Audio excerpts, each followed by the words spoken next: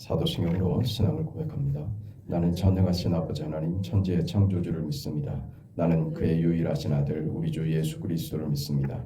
그는 성령으로 잉태되어 동정녀 마리아에게서 나시고 본디오 빌라도에게 고난을 받아 십자가에 못 박혀 죽으시고 장사된 지 사흘 만에 죽은 자 가운데서 다시 살아나셨으며 하늘에 오르시어 전능하신 아버지 하나님 우편에 앉아 계시다가 거기로부터 살아있는 자와 죽은 자를 심판하러 오십니다. 나는 성령을 믿으며 거룩한 공교회와 성도의 교제와 죄를 용서받는 것과 몸의 부활과 영생을 믿습니다. 아멘. 484장 찬송합니다.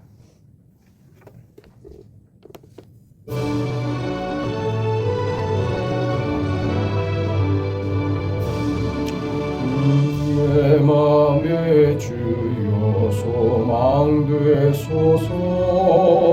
주 없이 모든 일 헛되어라.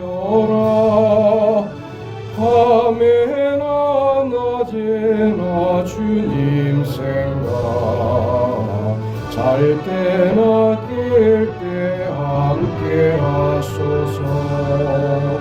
지혜의 주여 말씀으로서 언제나 내 맘에 계십소서. 주는 내 아버지 난 내 아들, 주 안에 내가 늘 함께하네. 세상의 영광 나 안 보여도 언제나 주님은 나의 기억. 주님만 내 맘에 계시오니 영원한 주님 참게 하셔라. 영원한 주님 내 승리의 주, 하늘의 기쁨을 주옵소서. 어떠한 고난이 닥쳐와도 만유의 주여 소망되소서.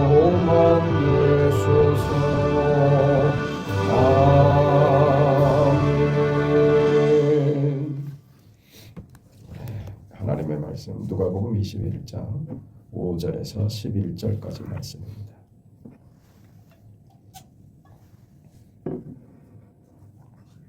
(5절부터) (11절까지) 하나님의 말씀을 함께 읽습니다. 어떤 사람들이 성전을 가리켜 그 아름다운 돌과 현물로 꾸민 것을 말하매 예수께서 이르시되 너희 보는 이것들이 날이 이르면 돌 하나도 돌 위에 남지 않고 다 무너뜨려지리라. 그들이 물어 이르되 선생님이여 그러면 어느 때에 이런 일이 있겠사오며 이런 일이 일어나려 할 때에 무슨 징조가 있사오리이까.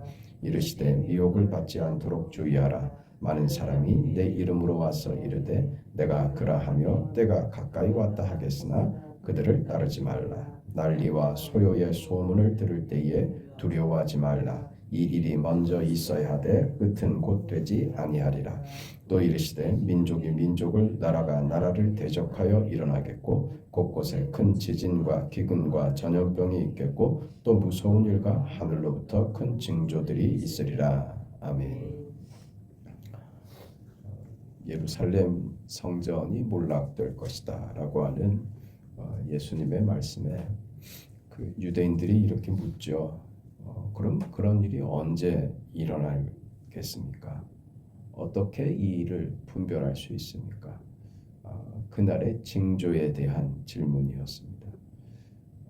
우리 잘 아는 대로 징조라고 하는 것은 어떤 사건이 임박할 즈음에 일어나는 그 어떤 조짐들이죠. 이런 징조를 묻는 유대인들에게 예수님은 뜻밖의 대답을 하십니다. 그렇게 읽혀지지 않았습니까?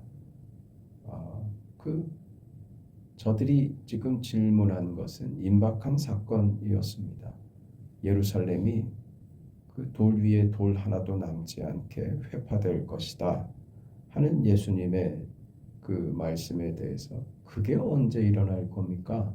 라고 질문하는데 예수님의 대답은 저들이 그 질문한 내용과는 다른 것입니다. 예수님이 대답하신 그날의 징조는 그 날이 예루살렘 성전이 회파되는 그날이 아니고 예수님의 대답은 우리 8절에서 봤던 것처럼 이르시되 미혹을 받지 않도록 주의하라. 많은 사람이 내 이름으로 와서 이르되 내가 그라하며 때가 가까이 왔다 하겠으나 그들을 따르지 말라. 난리와 소요의 소문을 들을 때에 두려워하지 말라. 이 일이 먼저 있어야 하되 끝은 곧 되지 아니하리라. 이 끝은 지금 예루살렘의 멸망이라기보다는 세상의 끝을 말하고 있지 않습니까? 그러니까 저들의 질문과 예수님의 대답이 그 시간차가 있는 것이죠.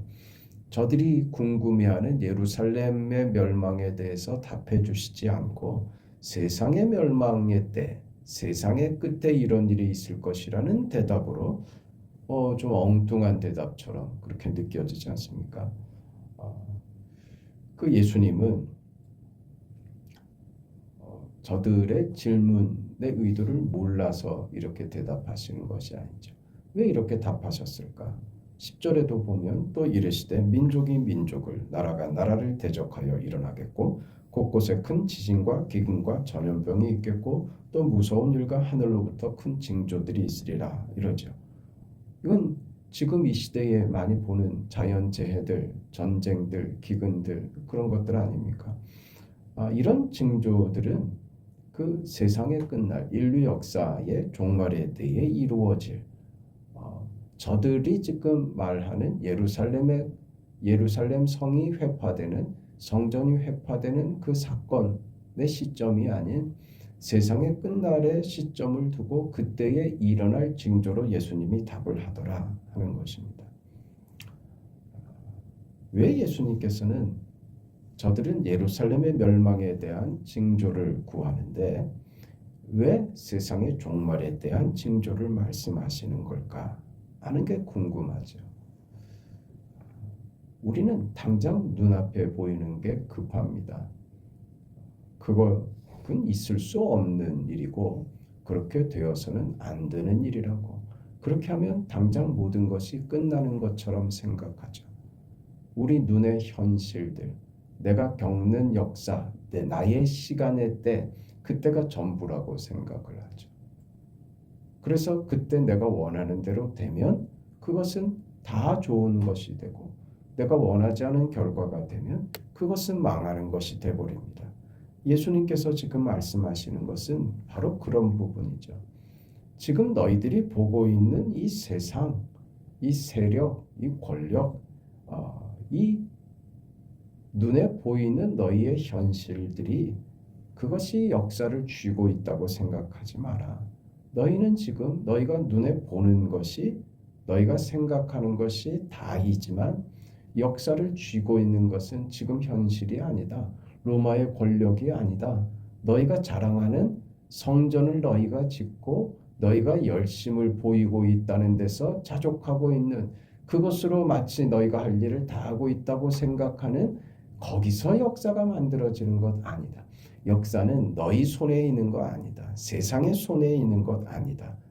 권력이 역사를 쥐고 있는 것 아니다. 마치 그것이 세상을 만드는 것 같고 마치 그렇게 시간과 우연 속에서 어떤 힘의 논리와 지배 속에서 역사가 만들어지는 것 같지만 이 역사의 운명을 결정해 나가는 것은 하나님이시다. 그겁니다. 너희는 단지 눈에 보이는 지금 현실에 대한 답을 찾으려 하지만 세상은 그렇게 끝나지 않는다 하는 것이죠. 아무 생각 없이 인간이 흔들어댈 수 있는 것 아닙니다. 하나님이 계획하신 일을 이루어 가시는 과정으로 역사를 하나님이 만드신다 하는 이야기이죠. 시간은 하나님이 쥐고 있다. 하나님의 뜻을 이루기 위하여 허락된 시간이다. 시간 자체가 세상의 뜻을 만들어내는 것이 아니다. 세상과 시간, 역사의 결국을 하나님이 만드신다.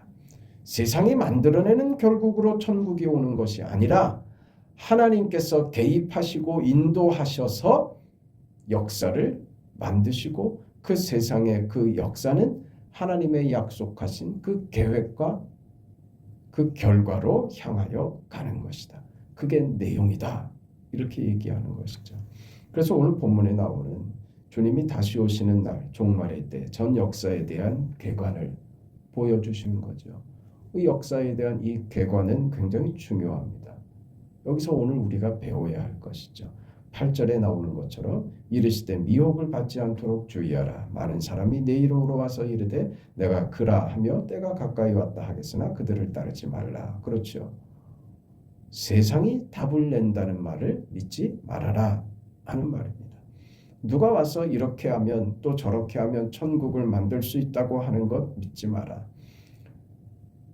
너희가 기대하는 어떤 결과들은 결코 정치력으로 경제력으로 무슨 교육으로 일어날 수 있는 것 아니다. 미혹당하지 말라. 세상이 만들 수 없는 것이다 하는 겁니다. 그리고 두 번째는 세상은 끝날까지 난리와 소동이 있을 것이라는 말씀입니다.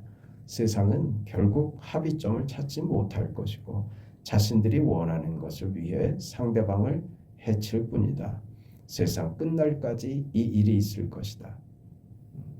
값싼 평화를, 쉬운 평화를 요구하지 말아라. 쉽게 세상이 답을 낼 수 있을 것이라고 기대하지 말아라. 난리와 소동만 있을 뿐이다. 역사 속에서 우리가 계속 경험하고 확인하는 장면들 아닙니까? 그리고 이 세상에 자연재해가 끊임없이 있을 것이다. 왜요? 이런 얘기가 다 무엇일까요? 세상은 스스로가 무력하다는 것을 드러내고야 한다는 겁니다.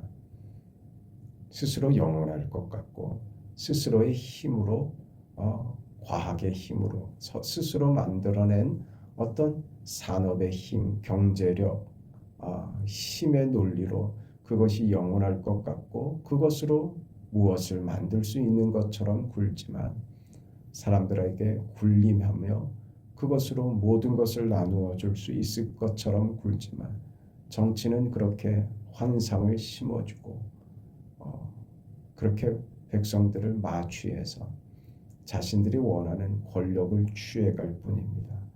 그걸 스스로 그 허점을, 그 결함을, 그 약점을 드러내고야 말 것이다. 너희가 발을 딛고 사는 이 세상이 영원하지 않다. 기대대로 되지 않는 것이 세상이다. 그때 기억해야 되는 겁니다. 무엇을요? 예수께서 왜 오셨는지, 왜 와서 십자가에 죽으셨는지, 왜 예수께서 동정녀의 몸에서 태어나셨는지, 왜 그러셔야만 됐는지, 그게 무슨 뜻인지, 그렇게 십자가에 죽게 하시는 것이 하나님의 약속이며 하나님의 일하시는 방식이었다는 것이 도대체 무슨 의미인지 기억해라 하는 것입니다. 이게 징조로 가르쳐지는, 징조로 주어지는 가르침입니다. 우리는 이런 시대에 살고 있지 않습니까? 그러니 우리는 생각해야 됩니다. 인류 역사상 어느 때나 정치적인 답을 찾으려는 노력이 필요하기도 하고 늘 그것이 마치 유일한 해결책인 것 같이 그렇게 인류 역사상 정치적인 답을 찾으려고 시도하고 애써오고 발버둥을 쳐왔습니다. 그런데 우리가 역사를 통해서 보고 지금 현실 정치를 통해서 세상이 움직이는 세상의 이 힘의 논리들을 보면서 우리는 그걸 세상의 이 원리 속에서 오늘 신앙의 자리를 볼 수 있어야 되죠. 로마의 평화는 로마를 위한 것이었지 세계를 위한 평화는 아니었습니다. 로마의 평화가 로마를 위한 것이라고 해도 그 로마 안에서도 누구를 위한, 지배층을 위한 것이지 로마 안에 있는 모든 사람을 위한 것은 아닙니다. 세상이 권력자들의 역사에 불과하다. 세상은 언제나 억울하고 착취당하는 사람들은 늘 존재하는 것입니다. 권력자들을 위해서 희생당하는 사람들은 언제나 있어 왔다고 하는 것이죠. 그러니 우리는 어떤 결론에 도달할 수 있습니까? 어떻게 해야 평화와 인간들이 구하는 이 질문에 정답이 어떻게 올 수 있느냐라고 그렇게 묻는다면 세상은 답이 없다. 세상은 그것을 만들 수 없다고 하는 것이죠. 오직 하나님의 통치 이외에는 답을 찾을 수가 없다. 그것이 우리 신앙인들은 역사와 스스로의 인생에서 하나님의 말씀을 대하면서 확인해야만 하는 것입니다. 그럼 이런 역사 속에 살아가는 오늘 우리가 믿음을 가지고 있는 우리의 믿음, 우리의 신앙이 이 현실을 어떻게 극복할 수 있는가? 현실을 이겨낼 수 있는, 우리가 이 현실을 살아낼 수 있는 그 힘이 되는 조건이 무엇인가 하는 걸 생각해야죠. 그거는 다른 데 있지 않습니다. 내가 하나님께 속한 자이다 하는 것을 확인하는 데 있습니다. 나는 하나님 나라의 백성이다. 이 세상에 같이 살고 있지만 세상에 속한 자로가 아니라 하나님의 통치 아래 하나님에게 속한 자로 세상을 산다. 그리고 내가 속한 하나님의 나라, 하나님의 통치는 세상보다 크다. 이게 확인되지 않는 이상은 세상을 이겨낼, 현실을 견뎌낼 힘을 가질 수 없는 것입니다. 우리 인생에서 싸우는 핵심이 되는 질문은 이거 아닙니까? 세상이 궁극적인 힘이냐, 하나님이 궁극적인 힘이시냐, 그 싸움 속에 있습니다. 우리 믿음이 연약해서 갈등과 불안과 눈물을 자아내는 것도 사실이지만 세상은 영원한 나라를 만들어낼 힘이 없습니다. 우리가 믿음을 가지고 있는 우리의 신앙을 가지고 우리가 이 세상의 가치와 세상의 힘에 항복할 수는 없는 것입니다. 왜? 세상에게 항복해봤자 멸망 외에는 우리에게 아무것도 주지 못하는 것을 알기 때문입니다. 그러니 우리는 무엇을 구하는 자로? 하나님이 내 인생의 궁극적인 힘이 됩니다. 그것을 아는 자로 서 있다면, 그럼 오늘 본문에 이 내용이 우리에게 이렇게 다가와야 됩니다. 우리 신앙을 말입니다. 현실적인 형편을 메꾸기에 급급한 것으로는 우리 신앙은 힘을 발휘하지 못한다 하는 것입니다. 현실의 문제를, 현실의 형편을 바꿔주고 메꿔주고 현실적인 고통에서 헤어나오게 하는 것, 그 이상의 것으로 우리 신앙이 우리에게 요구되고 존재하고 있다 하는 것이죠. 우리 모든 신자들에게, 인생에게 현실은 누구나 다 아프고 힘들고 고단하게 찾아옵니다. 우리가 가진 사회적이고 또 경제적이고 정치적이고 하는 이 세상을 사는 지위를 가졌냐 못 가졌냐 하는 것과 상관없이 세상과 하나님이 어떻게 다르냐 하는 분별 말입니다. 그 분별을 하고 나는 하나님의 자녀로 살겠다, 하나님의 통치 아래 살겠다라고 하는 결단과 선택, 그것이 우리로 하여금 이 현실, 이 역사, 이 세상 속에서 힘을 내어 살 수 있는 유일한 방법이, 유일한 답이 되는 것입니다. 그걸 하나님이 지금 우리에게 요구하신다 하는 것이죠. 내 것으로 만들어 내가 요구하는 것을, 내가 기대하는 것을 하나님이 들어줄 수밖에 없는 그런 내 인생의 자격과 조건을 스스로 만드는 그런 인생 아니다. 하나님이 우리의 주인이시다. 우리가 만들려고 하는 것은 현실적인 것밖에, 지금 눈에 보이는 것밖에 없지만 하나님이 우리 인생을 통하여 만들어 내시려고 하는 것은 우리 인생의 전체를 통틀어서 너의 결국을 복되게, 너의 결국을 아름답게, 너의 인생에 내가 유일한 통치자가 되며 너를 복되게 하는 너의 본래된 자리, 믿음의 자리, 영광된 자리에 네가 서 있기를, 그 자리에서 믿음으로 사는 자의 그 넉넉함과 내가 주는 것으로 사는 자의 그 여유와 그 복됨과 그 자유함을 알기를 원한다. 그게 하나님이 우리에게 요구하시는 거죠. 지금 유대인들은 이 문제에 대해서 전혀 모르고 있습니다.